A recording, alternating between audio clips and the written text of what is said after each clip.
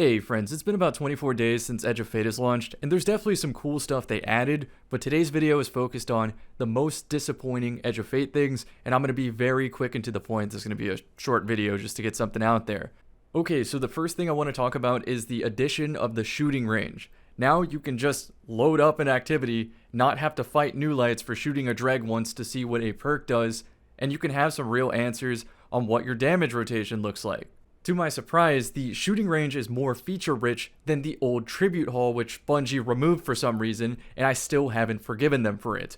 Some of those features include being able to change the type of enemy, like let's say from a Hive to a Vex, maybe a normal add to a champion, and so forth. There's a damage tracker at the top. You can easily reset the instance. There's even enough attention to detail to have a Transcendence pool so you can get your Transcendence ability without manually farming it like you would for other damage testing scenarios.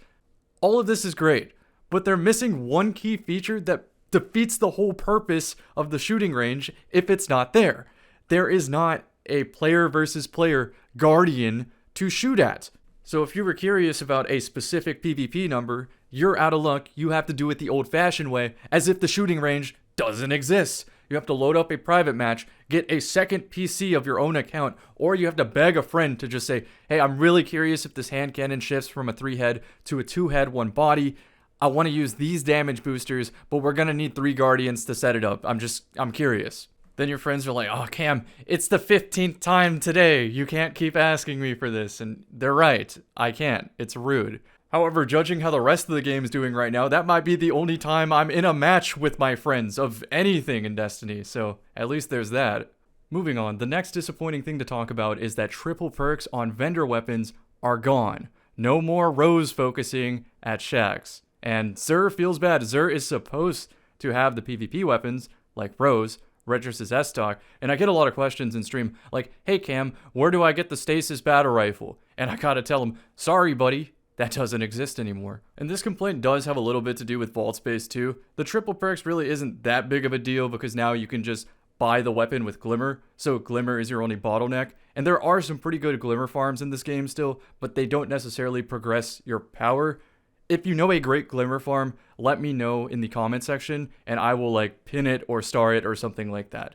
But anyway, you spin Glimmer and you get a single perk. And that single perk takes up extra vault space because you might want a triple perk role that consolidates both a PvP and a PvE role in one, or multiple PvP roles in one. So it essentially saves me vault space, which I crucially need because this progression system kind of has me throwing random stuff in my vault because I don't want to accidentally delete my most powerful thing. And I'm even using the Postmaster now to act as a second vault of just powerful engrams, and I pray one day I do not forget that the Postmaster is full because I will waste like, I don't know, an hour or two of progression. Anyway, back on track. Getting the triple perks that I do not already own will save me vault space because I can delete multiple rolls of that thing. Like if I get an 8 out of 5 Better Devils, that might free up 2 more Better Devils in my vault. Moving on, the next disappointing thing is the Legacy Crucible Director. I don't think this is somewhere a normal player would think to check to queue up for PvP. Also, you don't even get the powerful loot there. So what it should do is redirect to the portal, and or all PvP playlists should just drop powerful loot that progresses you. Otherwise, I suspect that these populations are not going to be large enough to sustain a playable match. You're just going to have lagging all over the place. But when I put Scorch gameplay in the background, which should be the most populated playlist since it gives you the Solstice gear, and even then I was still running into bad connections, which tells me that those other playlists are going to be brutal. The next disappointing thing is power ammo frequency in PvP and pulling double rockets off the wall. Again, Scorch gameplay in the background. This is basically what PvP looks like anyway. If you get unlucky with lobby balancing and get the worst teammates, the opponents will essentially always have power ammo for the rest of the match. But that's not the only infinite ammo they have. Everybody has infinite special ammo. With this system, it's wild. I'm surprised that the wall ammo gives a bullet instead of special bullet progress. The ghost HUD, whenever you pull up your ghost, is a nice touch, but it should either be up all the time or even better, have the scoreboard up to show which player name has special, since the super icon doesn't really do anything for you because if it's skill-based matchmaking, especially on console, you're going to play all Night Stalkers anyway with the same super, so how are you supposed to know? Also, they have special up most of the game, so what's the point of pulling up the Ghost HUD if you already know that they have special? Next up is talking about the bugs in Edge of Fate, and they did fix the most egregious, which was the sprint bug. At least it's supposed to happen a lot less. I can't confirm or deny yet, I haven't really played this week. Speaking of not playing, there's a reason I haven't done the raid yet. Contest and master content don't default drop better than tier 1 loot, which makes it less likely for players to fire team up to clear the activity. And the most practical way I could think of to approach the raid for loot is to get a group who's willing to rip the band-aid off and do all the raid feats and whatnot. Sorry about that, I'm a little distracted. Anytime I mention feat, I think of the downgrade that the emissary got in this expansion, which is another thing I'm disappointed about. So the next pain point, unrelated to podiatry, is that materials are harder to come by. So therefore, I'm less inclined to gamble for fun, exotic builds. I used to load up Grandmaster Nightfalls, get a 30 stack, maybe once a month, and that would last me for a month or two. Next thing I'm disappointed about, the background gameplay, Scorch.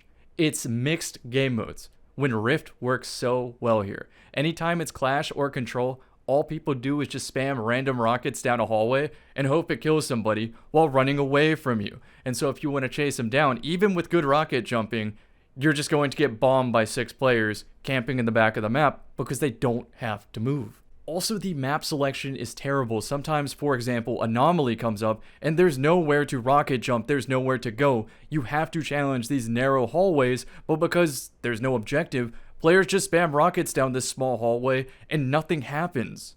I guess another small complaint I have of Scorched is I think it would be way more interesting in first person. I don't see the point of third person at all, especially when you kind of buy this game to play a first person shooter, and this gives you a Quake experience, etc. The final disappointing Edge of Fate thing that I could think of, let me know more in the comment section, is that the Ghost mod doesn't seem to work for curating your armor role, like if I want Gunner or Bulwark. And what surprises me most about the armor system is that Bungie has not discussed any plans whatsoever to make the illegal armor roles possible to obtain in the future so that all players can have similar parity. Okay friends, that concludes my short video for the day. I will try to get a stream. I believe I'm testing out Hawk Moons because there's easily 30 Hawk Moons in my vault, and I want to trim it down to like, I don't know, 7? Sounds like a lucky number. See y'all in the next.